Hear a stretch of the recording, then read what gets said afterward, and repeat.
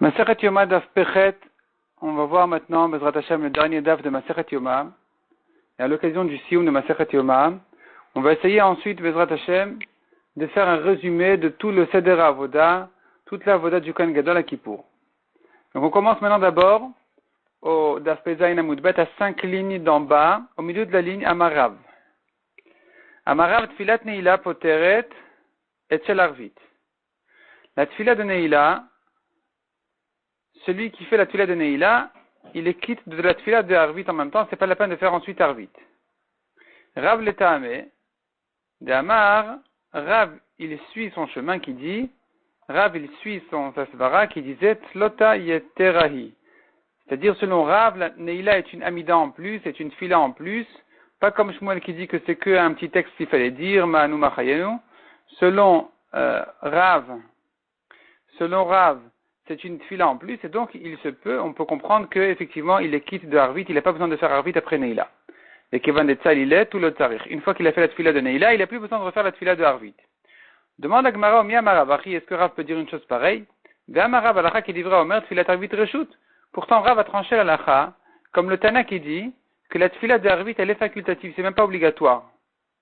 Donc si Arvit c'est facultatif, comment tu me dis que si j'ai fait Neila, je suis quitte de Arvit, mais j'ai pas besoin d'être quitte ou pas quitte, je ne suis pas obligé du tout de faire Arvit.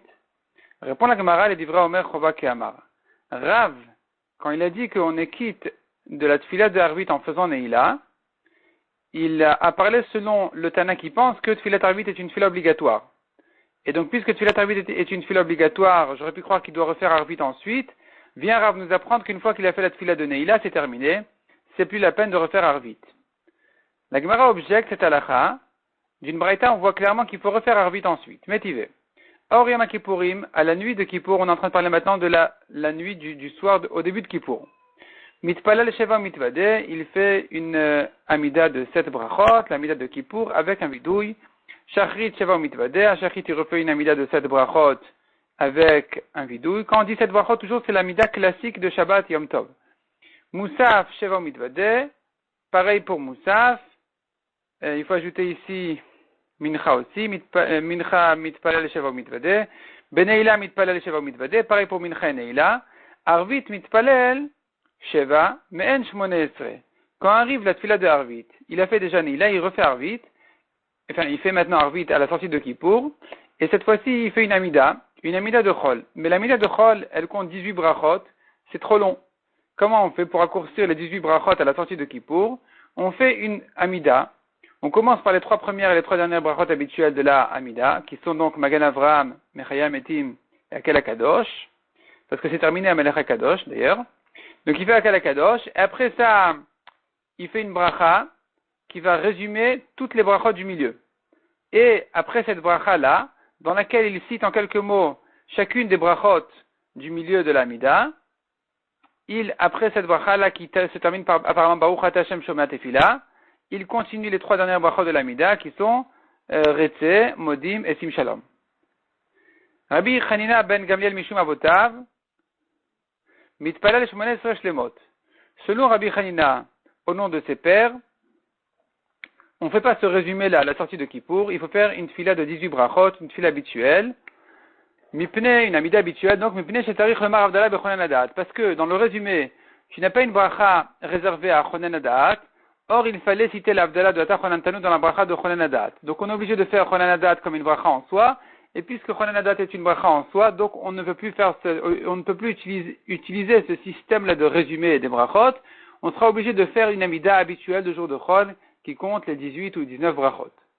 Donc, finalement, d'ici, on objecte ce que Rav a dit, qui avait dit donc, on est quitte de Arvit quand on a fait Neila. Or, ici, on a vu, il a fait Neila, une amida, et il doit refaire une amida pour Arvit. Répond la Gemara Tanaï de Tanya. C'est une marloquette Tanaï. Comme on voit dans une braïta, Kol Chayavet Vilot, Tovlin Kedarkan Biyom Kippourim. Tout celui qui doit se tremper au mikvé, il se trempe même en plein Kippour, comme ce qu'il a l'habitude. C'est pas comme ça la halakha, mais la braïta ici elle pense qu'on se trempe au mikvé même à Kippour, alors qu'a priori on devrait dire il est interdit de se tremper au mikvé à Kippour. C'est Rechitza, c'est se laver. Il est interdit de se laver à Kippour. C'est comme ça la halakha. Mais la braïta pense que il faut se tremper au mikvé. Celui qui doit se tremper, il se trempe même à Kippour. Nida veyoledet tovlot kedarkan belele makipourim. De même, une femme nida ou une femme qui a accouché, elle doit se tremper la nuit. Elles doivent se tremper la nuit, et donc si ça tombe au soir de Kippour, elles vont se tremper la nuit de Kippour. Baal keri tovel veolech adamincha. Un homme qui a eu un écoulement impur à Kippour, il se trempe au mikvé, selon cette braïta, jusqu'à Mincha. Rabbi Yossi Omer kolayom kulo. Selon Rabbi Yossi, même s'il a déjà fait Mincha, il va se tremper au mikvé. Donc selon Tanakama, il va se tremper au mikvé que jusqu'à Mincha. Mais s'il a fait Mincha, il va plus se tremper au mikvé.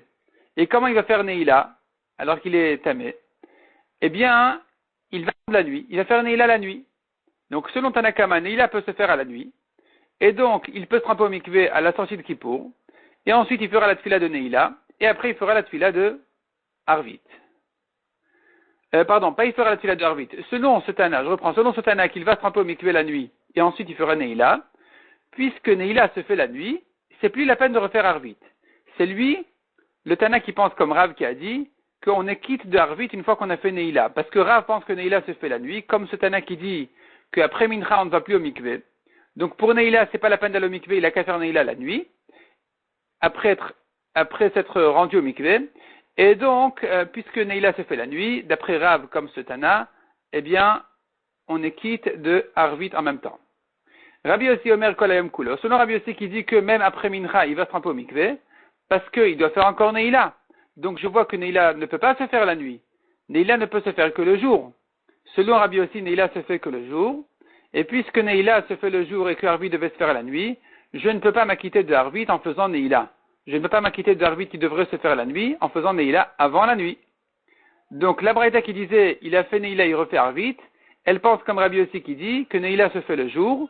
Et c'est d'ailleurs la raison pour laquelle il doit aller au mikvé même avant Neila, même après Mincha. Et donc il n'est pas quitte en faisant Neila de la tfila de Arvit. La Gemara ramène une autre braïta qui contredit celle-là. Veraminu. Hazav ve'azava metzora ve'metzorat ou boel nida ou tmemet. Nous avons ici 6 tmeim. Zav et zava qui ont un écoulement impur. Metzora metzorat, des lépreux, hommes ou femmes. Boel nida, un homme qui était avec une femme nida. Ou tmemet, ou bien celui qui était impur pour un mort. Tovlin kedarkan biyam kipurim, tous ces gens-là se trempent au mikvé comme ceux qu'ils ont l'habitude, même quand leur jour de purification est tombé à Kippour. Nida veyoledet tovlot kedarkan belele makipurim. Nous avons 2 tmeim dans la Torah qui ne peuvent se rendre au mikvé que la nuit, ce qui sont la nida et la yoledet, la femme qui a accouché. Parce que tous les autres tmeim se trempent le jour, et dès que tombe la nuit, ils sont théorim. Alors que la nida et la yoledet, elles doivent se tremper au mikvé après le 7e jour. Elles ne peuvent se tremper au mikvé qu'à la nuit à la sortie du 7e jour. Et donc elles, si c'est tombé, donc la nuit du 8e jour est tombée à Kippour, la nuit de Kippour, elles vont au mikvé à ce moment-là. Baal keri tovel voler kolayam kulo. Un homme qui a eu un écoulement impur, il se trempe. Donc keri c'est différent du zav. Ce sont 2 sortes d'écoulements. Zav c'est plutôt une maladie, alors que keri c'est un écoulement naturel. Il va se tremper au mikvé, kolayam kulo toute la journée de Kippour. Donc selon Tanakama, il va au mikvé, même s'il a déjà fait mincha, il va au mikvé. Rabbi Yossi Omer, mina mincha ulmala en yachol itbol. Selon Rabbi Yossi, après mincha, il ne va plus au mikvé. Donc nous avons ici une contradiction, aussi bien chez Rabbi Yossi que chez Rabbanan. Rabbi Yossi qui avait dit dans la braïta précédente qu'il se rend au mikvé même après mincha, ici il dit, après mincha, il ne va plus au mikvé. Tanakama qui avait dit dans la braïta précédente, il ne va plus au mikvé après mincha, dans cette braïta, Tanakama dit, il se rend au mikvé toute la journée, sous-entendu même après mincha. Répond la Gemara Lokashia, ha de tzalet filat neila, ha de lot tzalet. Ça dépend s'il a fait la tfila de neila, s'il a prié la tfila de neila ou pas. C'est-à-dire, on va répondre ici la contradiction dans Rabbi Yossi. Rabbi Yossi, dans la première braïta qui a dit, doit aller au mikvé même après mincha, c'est dans un cas où il n'a pas encore fait neila, donc il se rend au mikvé pour pouvoir faire neila ensuite. La Rabbi Yossi, dans la deuxième braïta qui a dit, il ne va pas au mikvé après mincha. Mincha, ça veut dire l'heure de l'après-midi, et quand il a déjà fait mincha et la tfila de Neila aussi, c'est là où Rabbi Yossi a dit que mina mincha ou mala, c'est-à-dire après les horaires de mincha, s'il a fait mincha et Neila, il n'a plus à se rendre au mikvé ensuite. Donc, on a résolu la contradiction de Rabbi Yossi. S'il a fait Neila, il ne va pas au mikvé, s'il n'a pas fait Neila, il va au mikvé. La Gemara demande, il est salé, si tu dis qu'il a déjà prié Neila, Maïta Mayou de Rabbanan, quelle est la raison des Chachamim qui disent qu'il doit quand même aller au mikvé? Donc les Chachamim qui sont le Tanakama de la deuxième braïta qui a dit, toute la journée il va au mikvé. C'est-à-dire un Baal Keri, il peut se rendre au mikvé même jusqu'à la fin du jour de Kippour. Alors qu'il a déjà fait Mincha, alors qu'il a déjà fait Neila. Pourquoi? Répond la Gemara pour une autre raison. C'est pas pour les tfilot. Kasavre Rabbanan, tvila bismana mitzvah. Les Chachamim, Tanakama de cette braïta pensent que il y a une mitzvah de se rendre au mikvé le jour, dès que possible. Le jour même que c'est possible. On ne repousse pas un mikvé. Donc, cet homme-là qui était tamé aujourd'hui à Kippour, il doit se rendre aujourd'hui au mikvé. Il se trempe aujourd'hui au mikvé, même s'il a terminé les tefilot du jour, mincha neila, après il est devenu tamé, il va quand même au mikvé avant la fin du jour. C'est ça ce que pensent les Chachamim, le Tanakama de sa deuxième braïta. Alors que dans la première braïta, Tanakama pensait qu'on n'a pas besoin d'aller au mikvé le jour même, il n'y a rien d'urgent. Et ce qu'il faut, c'est pourvu qu'il soit tahor quand il fait cette filote. Donc, selon la première braïta, du moment qu'il a fait mincha, il ne va plus au mikvé parce que neila il pourra faire la nuit. Et on n'a pas de mitzvah de se rendre au mikvé dès que possible le jour même. On peut repousser au lendemain ou à la nuit. Et donc, la première braïta pense, selon Chachamim, qu'il ne va pas au mikvé une fois qu'il a fait mincha.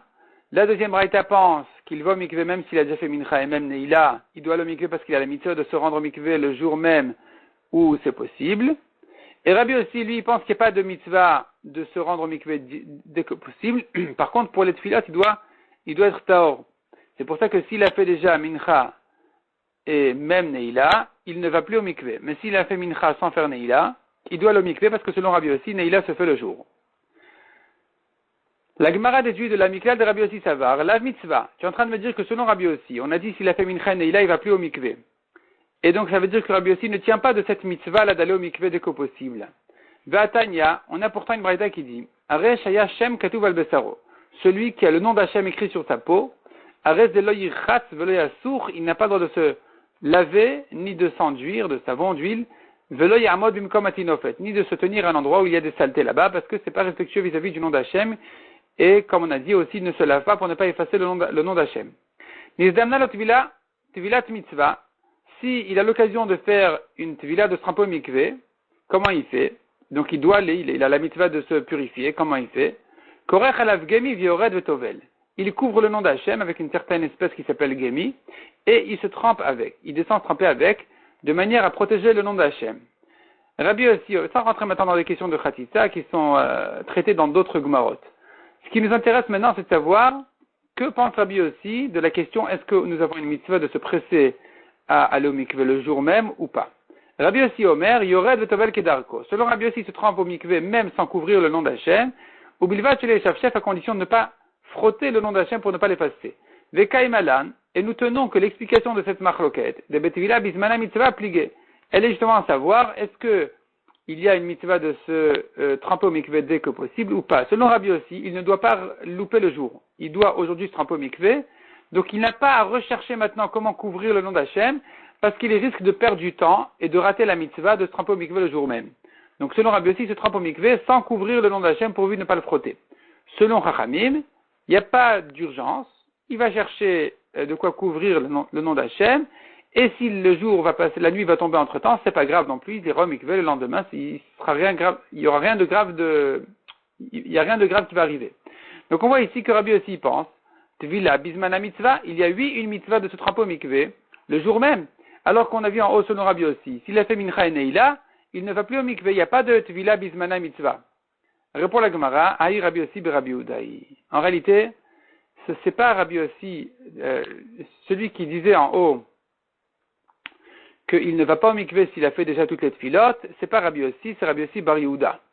Détaillé Rabbi aussi Bar Yehuda Omer, d'ailleurs les tfilah chez Teba Achrona. C'est-à-dire, une femme qui a un doute sur le compte de ses jours de purification, elle n'a pas besoin de se rendre au mikvé tous les jours dans le doute, peut-être qu'aujourd'hui elle a terminé son temps de séjour de purification et qu'elle doit se rendre aujourd'hui au mikvé, et que finalement elle doit craindre d'une part la touma et d'autre part elle doit se rendre au mikvé dans le doute. Non. Rabbi aussi Bar Yehuda dit qu'elle termine tous les jours de doute, une fois qu'elle aura terminé tous les jours qui était en doute, après cette époque-là, elle va se rendre au mikvé une fois pour toutes. Donc Rabbi Yossi Bar Yehuda ne craint pas la mitzvah de se rendre au mikvé le jour même. Et c'est donc justement lui qui disait en haut, c'est lui le Rabbi Yossi qui avait dit en haut que s'il a fait les tfilat, il ne va plus au mikvé. Parce qu'il ne tient pas de tvila bismana mitzvah. Tandis que Rabbi aussi tout court, il pense Tvila Bismana Mitzvah, et donc il faudrait vraiment aller au mikvé, même s'il a terminé les tfilot. Tanoura Banan, Haroe Kerib Yom Kippourim, celui qui a vu une Touma à Kippour, Yored Vetovel, il se trempe au mikvé, Vela Erev Yeshaf Shef. Et au soir, il se frotte de toute ratitza, de toute saleté qu'il y a sur son corps, de manière à ce qu'il puisse se tremper au mikvé sans chatitzot. Demande la Gemara, la Erev Maïde Avava, à quoi ça sert de se nettoyer après Kippour, alors qu'il s'était trempé au mikvé pendant Kippour? Et là, Emma répond la Gemara, Mi ba Erev Yeshaf Shef. Un homme doit se laver bien correctement avant Kippour, de manière à ce que s'il doit, pendant Kippour, se tremper au mikvé, qu'il soit déjà propre, qu'il n'ait pas de problème de chatitza. Tana Kamed Rav Nachman. Un Tana qui enseigne des Braïtot a enseigné une Braïtot devant Rav Nachman qui disait Haroe Kerib Yom Kippourim, Avonotav Mechulin Lo. Celui qui voit un écoulement impur pendant Kippour, ses avérotes lui sont pardonnées. Ve'atanya Avonotav Sdurin. Pourtant, on a une Braïta qui dit demande à Gemara, au contraire, ses avérotes sont bien rangées. Répond la Gemara, Maï Sdurin, que veut dire ranger? Sdurin Limachel, ranger pour être pardonné. La Gemara va s'expliquer davantage. Tana de Rabbi Ishmael, Haroe Kerib Yom Kippourim, Ida Kol Hashana Kula. Celui qui a vu une Touma de Keri à Kippour, il doit être inquiet toute l'année. Peut-être que c'est un signe que cette fille-là est rejetée et que donc il risque de mourir cette année. Ve'im Alta Loshana, et si l'année est passée en paix, Muvtach Loshu Ben Olam Haba. Il peut être certain qu'il est un Ben Olam Haba, qu'il mérite le Olam Haba.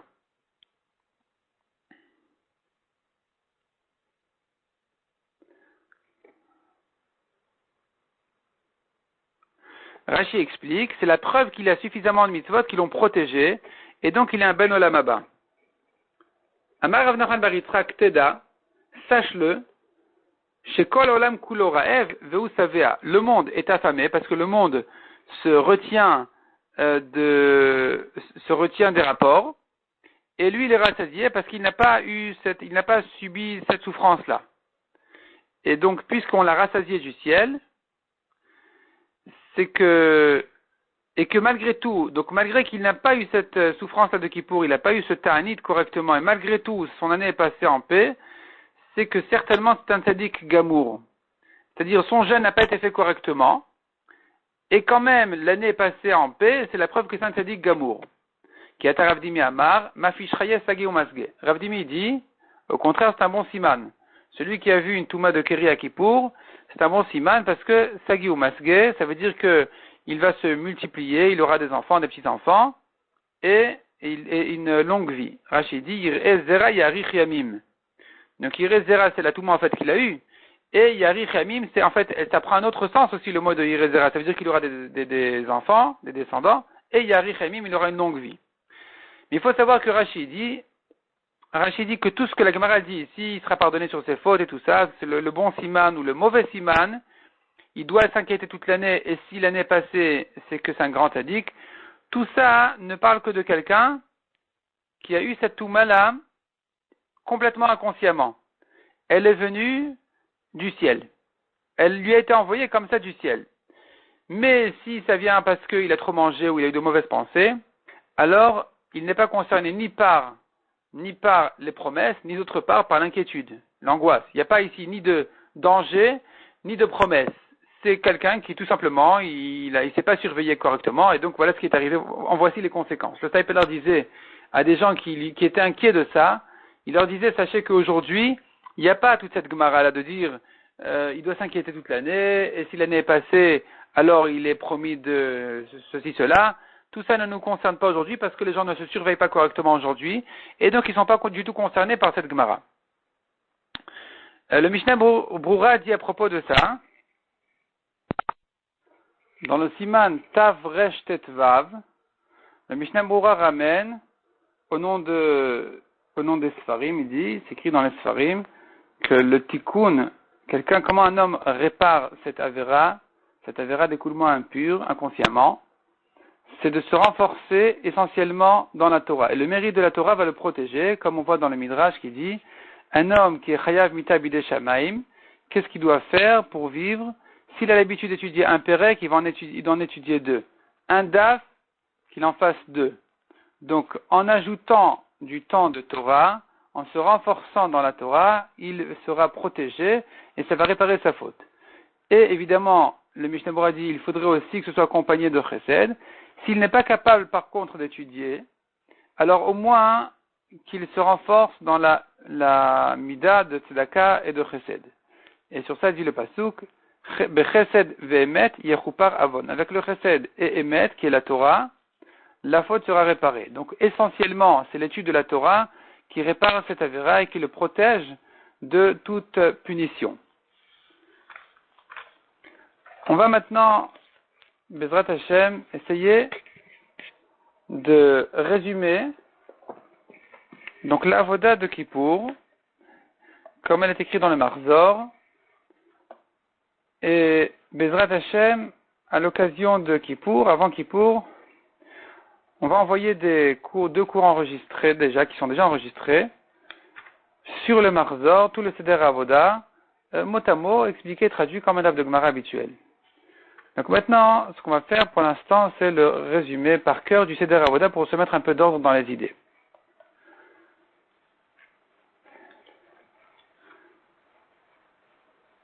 La Mishnah a commencé au début de la Masechet en racontant que 7 jours avant Kippour, déjà on commençait la préparation du Kohen Gadol.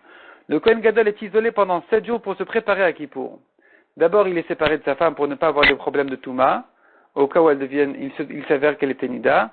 Mais, au-delà de ça, il faut le purifier avec la cendre de la vache rousse, et il révise la halachot de Kippour, et puis on lui fait passer devant lui, d'abord il va au Beth Amikdash faire la avoda essentielle de tous les jours pour s'habituer, se réhabituer, parce qu'il n'est pas obligé de le faire tous les jours de l'année. Et donc là, pour le rentrer dans l'ambiance de Kippour, il va s'habituer à faire pendant tous les 7 jours la avoda essentielle, jeter le sang, faire les shritot, etc., préparer la menorah. Et à la veille de Kippour au matin, il se tient au portail de l'est du Beth Amikdash et on fait passer devant lui des taureaux, des béliers, des moutons pour qu'il les reconnaisse et qu'il se rappelle à chaque fois quels sont les korbanot, qu'est-ce qu'il doit en faire. La nuit de Kippour, le Kohen Gadol fait la veillée. On ne le laisse pas s'endormir de peur qu'il ne devienne tamé. Le Satan a peur de la avoda de Kippour, il risque de le rendre tamé. Et donc le Kohen Gadol, déjà avant Kippour, il fait attention de ne pas trop manger, ne pas manger certaines choses qui risquent de lui amener de la touma à Kippour. Mais de toute façon, on fait le maximum pour ne pas qu'il dorme. Donc toute la nuit, si c'est un Talmid Chacham, il fait des shiurim, il enseigne, il fait des drashot. Et sinon, au moins, parce que dans le deuxième Beth Amikdash, le Kohen Gadol n'était pas forcément un Talmid Chacham, donc on le préparait, on lui faisait des shiurim la nuit, on l'occupait de manière à ce qu'il ne s'endorme pas. Et d'ailleurs, au deuxième Beth Amikdash, on craignait que le Kohen Gadol était tzduki. Donc à la veille de Kippour déjà, quand on le rentrait, pour lui montrer, on le rentrait dans la pièce de Beth Avtinas, qui étaient les Kohanim qui savaient faire l'Ektoret, et on le rentrait là-bas pour lui montrer comment faire l'Ektoret de Kippour. Et à ce moment-là, à cette occasion, on le faisait jurer qu'il n'est pas un tzduki, qu'il fasse la avoda correctement. Parce que les tzdukim disaient, les tzdukim qui ne croyaient pas en la Torah orale, ils disaient que l'Ektoret doivent se faire à l'extérieur du Kodesh HaKodashim et rentrer avec. L'Ektoret spécial de Kippour, le Kohen Gadol les fait, il les brûle sur les braises avant de rentrer au Kodesh HaKodashim, et il rentre comme ça au Kodesh HaKodashim avec la fumée déjà prête.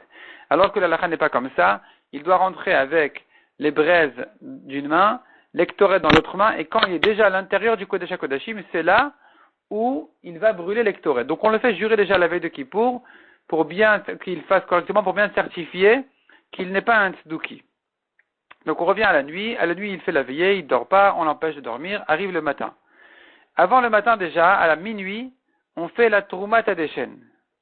Troumat Hadeshen, le prélèvement des cendres, qui ne doit pas forcément se faire par le Kohen Gadol, contrairement à toutes les avodas du jour qui ne se font que par le Kohen Gadol uniquement. Ici, à minuit, on fait déjà la Troumat Hadeshen, on prélève les cendres, on les met sur le côté de la rampe du Mizbeach, ça s'avale miraculeusement. Et après, on prépare les feux du Mizbeach. Il y avait 4 feux à préparer. 3 feux habituels de tous les jours, qui sont un feu pour les korbanot, un grand feu. Donc on prépare beaucoup de bois pour le grand feu, le korban tamid et les korbanot du jour. Et à côté de ça, il y a un petit feu qui est ce qu'on appelle kiyum ha'esh, Esh Tamid, il faut qu'il y ait un feu qui soit toujours allumé au Mizbeach, au cas où le grand feu s'éteigne, mais de toute façon ça doit être comme ça. Et encore un feu pour l'Ektoret de tous les jours, ça fait 3 feux habituels, et à Kippour on ajoute un 4e feu pour l'Ektoret spécial de Kippour. Comme on verra ensuite, il y avait l'Ektoret habituel plus l'Ektoret spécial de Kippour. Et arrive le matin, c'est là où on commence la Avoda spéciale de Kippour. La Avoda de Kippour, en réalité, elle est partagée en 5 étapes. 5 étapes, et ce qui va définir les étapes, c'est en fait le changement de vêtements du Kohen Gadol. Le Kohen Gadol avait 2 manières de s'habiller. Il avait les Bigdei Lavan, il avait les Bigdei Zahav. Les Bigdei Zahav, ce sont les 8 vêtements que le Kohen Gadol porte tous les jours de l'année quand il vient faire la Avoda. Il est obligé de porter 8 vêtements, 4 comme un Kohen Idiot, plus ou moins, et 4 en plus qui sont ceux du Kohen Gadol. Les 4 habituels d'un Kohen Idiot, qui sont des vêtements en lin, disons, parce que la ceinture c'est une marloquette. Il y a d'abord la tunique, pantalon, chapeau, c'est sûr que c'est en lin, et pour la ceinture c'est une marloquette, est-ce qu'elle est en lin ou pas? Pour un Kohen Idiot. Le Kohen Gadol, toute l'année, sa ceinture c'est sûr qu'elle n'est pas en lin uniquement, c'est un mélange de lin et de laine. Et de toutes sortes de couleurs.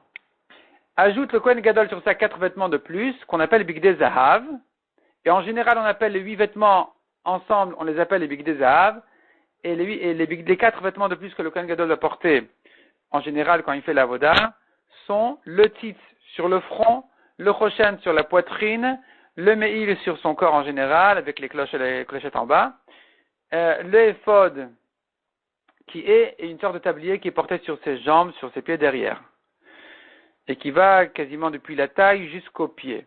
Dans ces vêtements-là, il y avait aussi de l'or, ou bien le titre qui était tout entier d'or sur son front, et c'est pour ça qu'on les appelle les Bigdei Zahav. Et donc maintenant, à Kippour, le Kohen Gadol, comme on a dit, fait 5 étapes de Avodot. À chaque changement de vêtements, on commence une nouvelle étape. Et c'est très simple, parce que le principe, il est très clair. Les Avodot spéciales de Kippour se font avec Bigdei Lavan, 4 vêtements blancs, 4 vêtements blancs de lin, et les Avodot qui sont plus ou moins habituelles, celles qui se font tous les jours, et avec les moussafines qui s'ajoutent les jours de Yom Tov, ces Avodot-là, elles se font avec des Bigdei Zahav qui sont les 8 vêtements habituels du Kohen Gadol. Il faut savoir aussi, le Kohen Gadol, à chaque fois qu'il change de vêtements, à chaque fois qu'il va porter des vêtements de Kodesh, il doit se tremper au mikvé. Il se trempe au mikvé, donc il va 5 fois au mikvé à Kippour. La première fois, le mikvé, il est en dehors du Kodesh, dans un endroit qui est considéré comme Chol. Et les 4 fois suivantes, le mikvé se trouve dans une pièce qui est déjà dans un endroit qui est considéré comme Kodesh. À chaque fois qu'il va au mikvé, à chaque fois, disons qu'il enlève ses bigdei Kodesh, il doit faire Kiddush Yadayim Veraglaim, se laver les mains et les pieds. Et à chaque fois qu'il porte des nouveaux bigdei Kodesh, qu'il s'habille de nouveau de bigdei Kodesh, peu importe si c'est Bigdei Lavan ou Bigdei Zahav, il refait Kiddush Yadayim Veraglaim. Il se relave les mains et les pieds. Et donc on commence maintenant la journée de Kippour très tôt le matin. Le Kohen Gadol maintenant il s'apprête à faire les parties habituelles des korbanot de tous les jours. Donc il doit se rendre au mikvé. Quand il se rend au mikvé, on met un drap en lin pour séparer entre lui et tout le monde, parce que le Beth Amikdash était plein de monde qui venait assister à la Avoda. Et c'était pas obligatoire, ils n'étaient pas obligés de venir, ça fait pas partie des Shalosh Regalim. À Pessah, Shavuot et Sukkot, on a l'obligation de monter au Beth Amikdash. Shem Kippour, on n'a pas cette obligation. Mais les gens, évidemment, qui sait qui va passer à côté d'une avoda pareille? Et donc, ils se tiennent tous ils viennent, les gens en grand monde, ils viennent au Beth Amikdash pour assister à la avoda. Le Kohen Gadol, et donc il va se tremper au mikvé maintenant, on risque de le voir. Ça se fait pas, on le couvrait avec un drap en lin pour lui rappeler que la avoda du jour se fait avec des vêtements en lin. Le Kohen Gadol donc se trempe au mikvé. Il se trempe pour la première fois au mikvé, on lui amène les Bigdei Zahav, les 8 vêtements, il s'habille et il fait son premier Kiddush Yadayim Veraglaim une fois qu'il s'est habillé des Bigdei Zahav. Il commence maintenant la première étape du jour qui est le Korban Tamid habituel de tous les jours, la préparation de la Menorah, l'Ektoret du matin qu'on doit faire tous les jours. Avec ça, il fait les offrandes de farine habituelles, de vin habituel. Il doit faire aussi une partie du Moussaf de Kippour, qui est, il doit faire donc le Moussaf de Kippour, qui sont 7 moutons. 7 moutons de Moussaf et un taureau de Ola. Donc les moutons, 7 moutons de Ola et un taureau de Ola, c'est le Moussaf de Kippour pour l'instant. Il amène aussi les Menachot et Netzachim, qui sont les offrandes de farine et de vin qui viennent accompagner ce Korban. Et avec ça, il termine la première étape qui dure quand même un bon moment.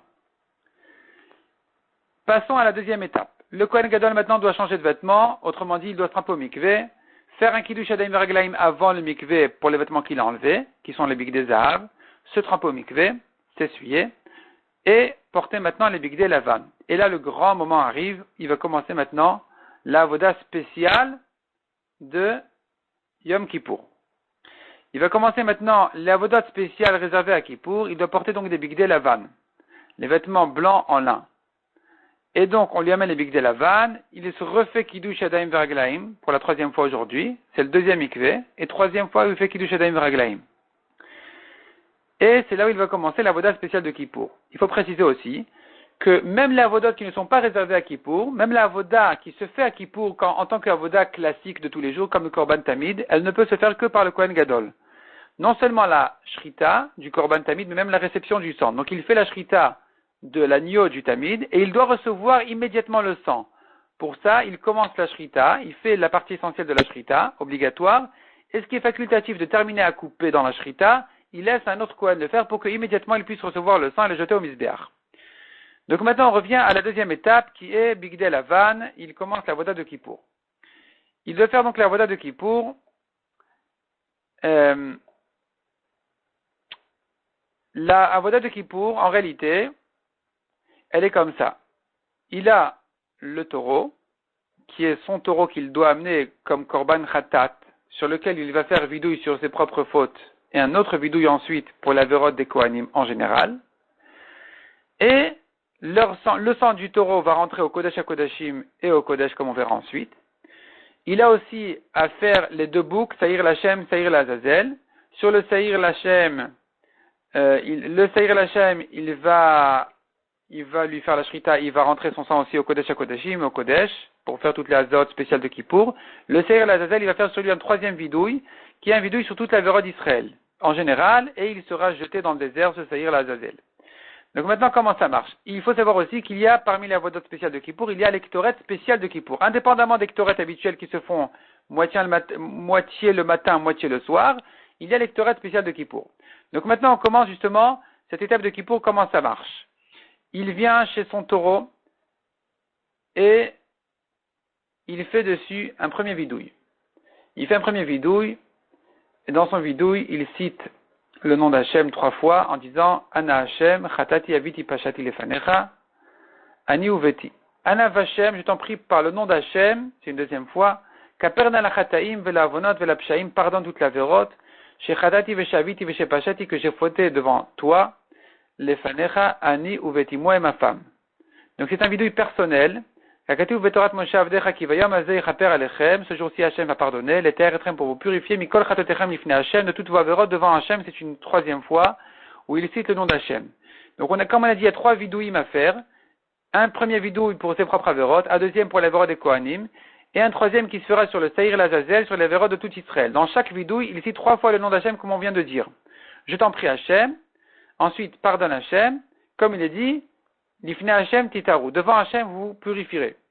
Quand il prononce le nom d'Hachem, tous ceux qui se trouvent là-bas dans la Hazara, les Kohanim et les Israélites et tout le monde, se prosternent. Se prosternent, ça veut dire ils s'allongent complètement par terre, et ils se prosternent en disant Baruch Shem Kevod Malchuto l'Olam Vaed. Quand il termine de dire Baruch Shem Kevod Malchuto l'Olam Vaed, le Kohen Gadol en même temps termine de prononcer le Shem Ameforash, et ensuite il leur dit Titaru, qui est la fin du pasuk, Lifne Hachem Titaru. Donc voilà le premier vidouille de fait sur le taureau. Il va ensuite, le Kohen Gadol, faire le Goral. Le Goral, en fait, c'est qu'il a deux boucs qui doivent se ressembler dans la taille, la couleur, le prix, tout pareil. Et il faudra choisir lequel est l'Hachem, lequel est l'Azazel. Comment il fait? Il pioche dans une boîte, il y a 2 plaques en bois, sur lesquelles c'est écrit une Hachem, une Azazel. Il pioche avec ses 2 mains.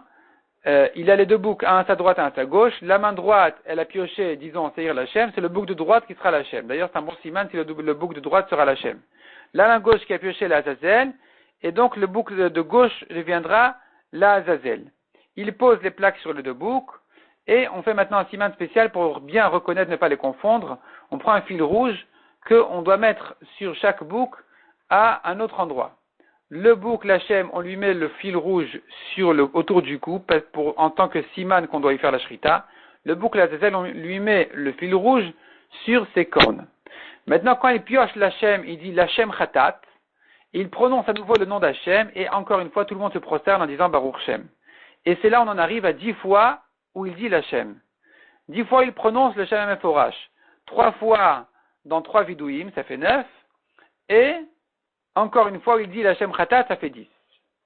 Le Cyril Azazel, comme on a dit, il se tient maintenant au portail duquel il va sortir pour être jeté dans le désert, mais on ne le touche pas encore. Pour l'instant, il attend patiemment.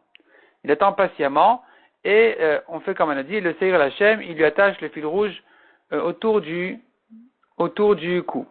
Il laisse les deux boucs et il revient chez son taureau. Il fait un deuxième vidouille sur son taureau pour la véro de tous les Kohanim, mais comme on a dit, il dit le vidouille qu'on a dit, donc je t'en prie Hachem, on a fauté, moi, ma femme et tous les Kohanim. Je t'en prie par ton nom Hachem, pardonne la vérote de moi, ma femme et de tous les Kohanim. Et il dit encore une fois, Kibayom Azeh Chaper Alechem, Lifne Hachem Titaru. Et à nouveau, tout le monde se prosterne quand il prononce le nom d'Hachem.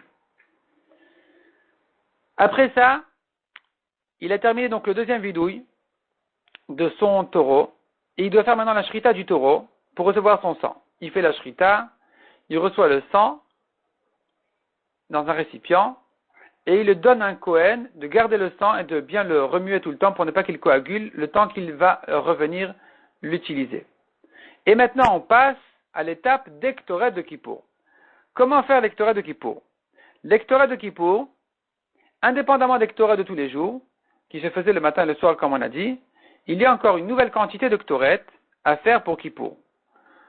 Cette nouvelle quantité de Ktoret était une Ktoret qui était encore plus raffinée, elle était moulue une fois de plus, et le Kohen Gadol, on lui donne donc une pelle qui est d'abord une pelle vide, dans laquelle il va mettre les braises.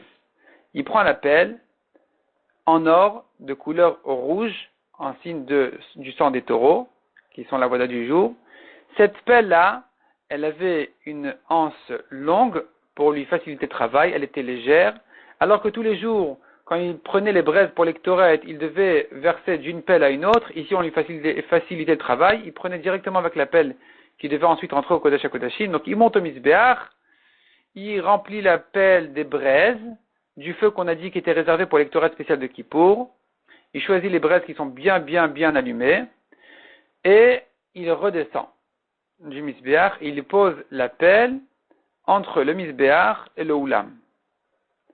Et maintenant, il va prendre l'Ektoret. On lui sort un récipient vide, dans lequel il va rentrer l'Ektoret ensuite, et une pelle pleine de Ktoret. Il remplit ses deux mains de Ktoret, et il verse le contenu de ses mains dans le kaf, dans le récipient vide qu'on appelle kaf. Il se retrouve donc avec maintenant, il revient chez la pelle des braises, il la ramasse donc du sol de la zara entre le oulam et le misbeach comme on a dit, il la tient de sa main droite, il prend l'Ektoret, le kaf d'Ektoret dans sa main gauche, et voilà qu'il va rentrer pour la première fois cette année au Kodesh HaKodashim. Il rentre au Kodesh HaKodashim, il pose la pelle des braises entre les deux bâtons, les deux barres qui soutiennent le Aaron dans lequel se trouvent les Luchot dans le Kodesh HaKodashim.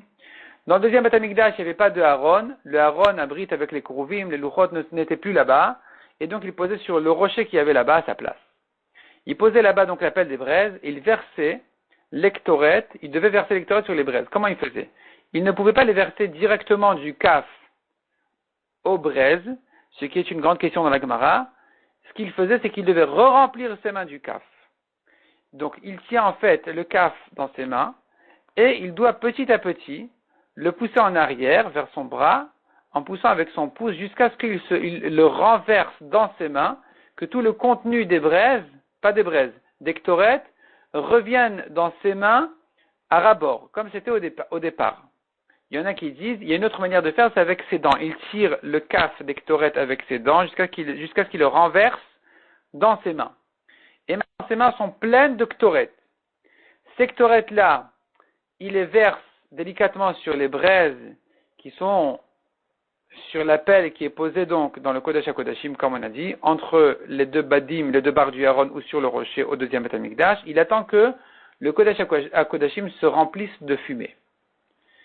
Une fois que la pièce s'est remplie complètement de fumée, il a terminé maintenant la partie des ktoret et il ressort pour continuer la vodote suivante. En sortant, c'est un etraton, c'est un moment très spécial, il a fait l'ektoret de Kippour au Kodesh HaKodashim, c'est un moment très spécial, et donc il doit faire une fila spéciale, courte, brève, pour ne pas inquiéter les gens qu'il n'est pas ressorti rapidement du Kodesh HaKodashim. Dans cette fila, il demande à ce qu'il y ait suffisamment de pluie cette année, à ce que les gens qui prient qu'il ne pleuve pas parce que ça les dérange en chemin, que leur fila ne soit pas acceptée, uniquement pour ce sujet-là. Il demande aussi à ce que la parnassa d'Israël soit facile cette année, et que les femmes ne fassent pas de fausses couches, et que les récoltes aillent bien. Le gouvernement continue dans la descendance de Yehuda. Il a terminé maintenant cette fila devant le Echal, en sortant du Kodesh HaKodashim, et il se retrouve maintenant dans la Hazara. Il va prendre le sang du taureau. Il doit prendre le sang du taureau de la main du Kohen qui remuait le sang pour ne pas qu'il coagule. Pour avoir une idée, il s'agit de 20 ou 30 litres de sang. C'est vraiment un seau énorme. Il amène maintenant ce sang-là, il l'amène au Kodesh HaKodashim, deuxième fois où il rentre au Kodesh HaKodashim. Il se tient exactement à l'endroit où il se tenait, donc en face du Aaron, ou bien du rocher, et il va faire les 7 azaot, les 7 ou plutôt les 8 azaot du sang. Il trempe son doigt à chaque fois qu'il fait une aza, qu'il asperge du sang, et c'est là où il asperge une fois vers le haut et 7 fois vers le bas, et c'est ça ce qu'on dit, achat lemala vesheva lemata, et il compte à chaque fois la haza où il en est.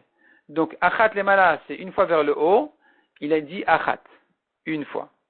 La première fois qu'il fait vers le bas, il dit achat ve achat. J'ai fait une vers le haut et maintenant c'est une vers le bas. Pour ne pas se tromper où il en est exactement, il doit répéter à chaque fois une j'ai fait vers le haut et là j'en suis à une vers le bas. Une en haut et deux en bas. Une en haut et c'est la troisième en bas. Une en haut et la quatrième en bas. Une en haut et la cinquième. Une et 6, une et 7. Il termine avec l'azote du sang du taureau et il sort du Kodesh HaKodashim. Il pose le récipient du sang du taureau sur une base spéciale qui se trouvait, qui était réservée à ça dans le Echal. Il sort du Echal et il va s'occuper maintenant du bouc. Donc nous avons aussi le bouc et le Seir Lachem. Le Seir Lachem qu'il faut lui faire la shrita. Le Kohen Gadol va justement le retrouver et lui faire la shrita, recevoir son sang. C'est encore une fois 4 ou 5 litres de sang. Pas comme le taureau, mais c'est quand même une bonne quantité. Et avec ce sang-là, il retourne au Kodesh HaKodashim une troisième fois pour aujourd'hui, et il refait les mêmes azotes qu'il avait fait avec le sang du taureau. Donc il rentre au Kodesh HaKodashim, il se tient au même endroit, et il compte 7 azaot vers le bas, après une en haut. Une en haut et 7 en bas ensuite, donc il dit achat, achat, vachat, etc., achat, vasheva. Il a terminé l'azot du Kodesh HaKodashim, il ressort avec le sang du bouc, il le pose sur le deuxième canne, la deuxième base dans le Echal, qui était réservé justement à poser là-bas le sang du bouc. Il reprend le sang du taureau. Et il refait maintenant l'azot, cette fois-ci, il n'est plus dans le Kodesh HaKodashim, il est dans le Kodesh, en face de la parochet. Il fait une aza vers le haut et 7 vers le bas, en face de la parochet, à l'endroit où se trouve derrière le Aaron. Donc entre les deux barres du Aaron, ou à cette hauteur-là, à cet endroit-là, c'est là où il refait l'azot avec le sang du taureau, une vers le haut et 7 vers le bas. Et il compte achat, achat, vachat, etc. Il pose le sang du taureau, il reprend le sang du bouc pour à nouveau faire les azot, pareil, sur la parochet. Une vers le haut, 7 vers le bas en comptant. Et voilà qu'il a terminé maintenant l'azot du sang du taureau et du bouc dans le Kodesh HaKodashim et sur la parochet. Qu'est-ce qu'il doit faire maintenant? Il doit mélanger les deux sangs. Donc il verse le sang un dans l'autre, il reverse maintenant le plein dans le vide pour que ça se mélange bien, et il va maintenant en arrière vers le misbeach, le petit misbeach, le misbeach haktoret qui est dans le Echal, pas le grand misbeach des korbanot. Il met du sang du mélange sur les 4 coins du misbeach, il asperge ensuite 7 fois sur le sommet, sur le misbeach lui-même, sur le misbeach, le pur misbeach directement en poussant les braises et les cendres. Il faut que le sang touche le misbeach directement. Il a terminé avec toutes ces matanotes du sang, et il ressort pour verser les restes du sang, de ce mélange de sang, il va les verser sur le Mizbeach Achitzon, le grand Mizbeach des Korbanot, côté ouest. Et voilà qu'il a terminé pour l'instant, avec le sang du taureau et du bouc, du Saïr Lachem. Il revient maintenant chez le Saïr La'azazel. Il retrouve le Saïr La'azazel, tout ça c'est avec les Bigdei Lavan, on en est toujours dans la deuxième étape du jour. Il revient donc au Saïr La'azazel, il fait le troisième vidouille pour l'Averot de tout Israël. Donc il refait le vidouille, il recite 3 fois, prononce 3 fois le Shem HaMeforash, et tout le monde se prosterne en disant Baruch Shem, toute une scène incroyable. Et il termine donc le vidouille sur le Saïr La'azazel, et voilà que le Saïr La'azazel maintenant porte l'Averot, toute l'Averot de tout Israël sont sur sa tête.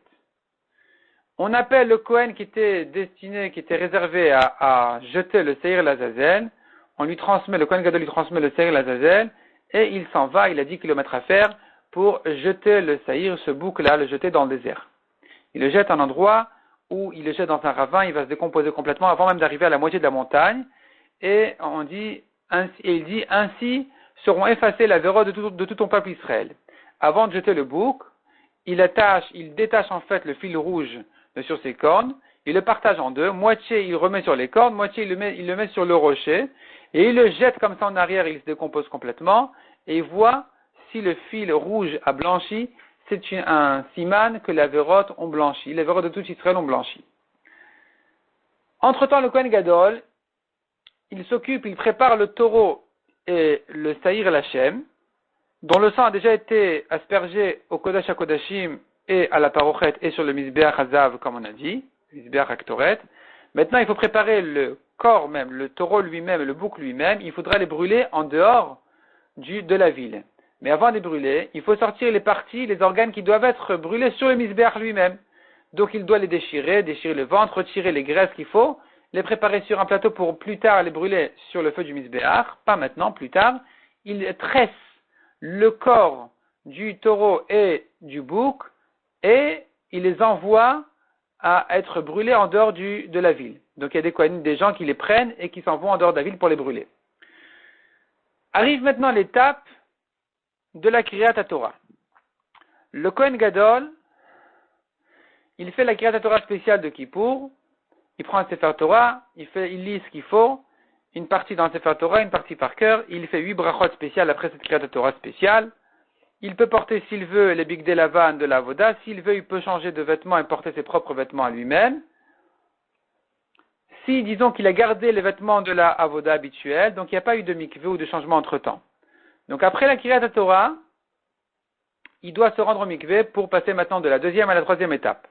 Autrement dit, pour passer des Bigdei Lavan au Bigdei Zahav, il retrouve les Bigdei Zahav pour refaire des Avodot habituelles de tous les jours. Donc il fait Kiddush Yadayim Veraglaim avant de se déshabiller. Il se déshabille, il se trempe au mikveh. On lui amène les Bigdei Zahav. Il s'habille des Bigdei Zahav. Et il va faire maintenant la suite de la Avoda, plus ou moins habituelle, qui n'est pas spéciale de Kippour, qui est donc une partie du Moussaf qui n'a pas été faite le matin, comme un bouc de Khatat, comme deux béliers, un à lui et un à tout Israël. Il doit aussi brûler les graisses du parvé saïr qu'on a dit qu'il avait préparé sur le plateau, faire les menachot qui doivent accompagner une partie de ses korbanot, donc les menachot qui sont les offrandes de farine, et le korban tamid, l'agneau du tamid de l'après-midi qui doit être fait tous les jours régulièrement. Il le fait maintenant encore une fois. Enfin, il le fait maintenant aujourd'hui de Kippour. Il a terminé cette troisième étape et à nouveau, changement de avoda, il doit reprendre les Bigdei Lavan. Donc il se retrempe au mikveh, ça y est la quatrième fois où il se trempe aujourd'hui au mikveh, en faisant Kiddush Yadayim Veraglaim avant de se déshabiller et après s'habiller des Bigdei Lavan, parce qu'il doit il doit re-rentrer au Kodesh HaKodashim. Pourquoi il doit re-rentrer au Kodesh HaKodashim? Tout simplement pour ressortir le kaf et la marta. Il avait laissé là-bas le matin une pelle de braise et un kaf de ktoret vide, un récipient de ktoret qui s'est vidé. Il doit re-rentrer maintenant au Kodesh HaKodashim pour les récupérer et les ressortir de là-bas. Et ça nécessite mikveh, kiddush adayim veraglaim avant, kiddush adayim veraglaim après, changement de vêtements de bigdei zahav à bigdei lavan pour se rendre au kodesh hakodashim, tout ça que pour retirer le kaf et la marta. Et attention, c'est un danger de mort, parce que si le Kohen Gadol n'est pas à la hauteur, il risque de mourir sur place. Il ressort du kodesh hakodashim donc avec le kaf et la marta, qui va les ranger là où il faut, et il rechange de vêtements, et on passe maintenant enfin à la 5e étape du jour. Il se trempe au mikvé en faisant kiddush adayim veraglaim, se lave les mains et les pieds avant de se déshabiller, et après se rhabiller des bigdei zahav. Et donc on lui amène maintenant les bigdei zahav, il termine la voda classique du jour, pas de kippour, classique habituelle régulière, qui est donc de rentrer au Echal pour faire, pas au Kodesh HaKodashim, au Echal pour faire les ktorettes de l'après-midi, pour faire la mincha qui accompagne le Korban Tamid qui avait été fait précédemment, terminer les autres menachot habituelles de tous les jours qui n'ont pas été faites encore, les nesachim de vin qui n'ont pas été faits, allumer les nerot dans le Echal de la menorah, il se prosterne dans le Echal, il ressort, et il fait kiddush adayim veraglaim pour se déshabiller une dernière fois.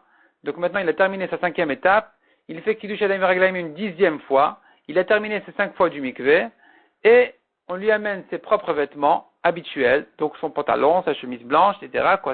C'est plus les bigdei kehuna, et il rentre chez lui accompagné de tout Israël. Il fait une grande fête à l'occasion de sa sortie en paix du Kodesh. Donc voilà le résumé de la Avoda, ce qui en sort pour la Halakha, comme on voit dans le Marzor de Kippour.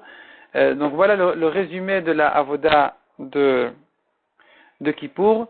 Et comme on a dit, avant Kippour prochain, Bezrat Hashem, nous allons proposer des 2 cours dans le Marzor, mot à mot traduit, de la Avoda de Kippour.